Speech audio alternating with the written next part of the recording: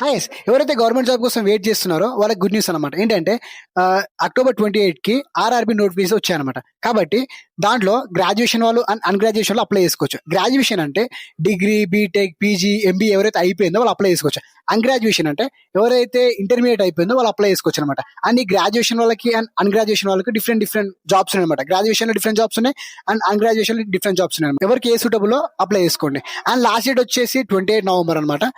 కాబట్టి మీ friends are family members లో ఎవరైతే గవర్నమెంట్ జాబ్ అప్లై చేయాలనుకుంటున్నారో వాళ్ళకి వీడియో షేర్ చేయండి. అండ్ ఇలాంటి యూస్ఫుల్ ఇన్ఫర్మేషన్ కావాలంటే ఇప్పుడే అరవింద్ తెలుగు సబ్స్క్రైబ్ చేయండి.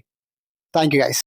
హైస్ ఎవరైతే గవర్నమెంట్ జాబ్ కోసం వెయిట్ చేస్తున్నారో వాళ్ళకి గుడ్ న్యూస్ అనమాట. ఏంటంటే అక్టోబర్ 28కి ఆర్ఆర్బి నోటిఫికేషన్ వచ్చాయన్నమాట. కాబట్టి దాంట్లో గ్రాడ్యుయేషన్ వాళ్ళు అండ్ అన్ గ్రాడ్యుయేషన్ వాళ్ళు అప్లై చేసుకోవచ్చు. గ్రాడ్యుయేషన్ అంటే డిగ్రీ, బీటెక్, పీజీ, ఎంబీఏ ఎవరైతే అయిపోయిందో వాళ్ళు అప్లై చేసుకోవచ్చు.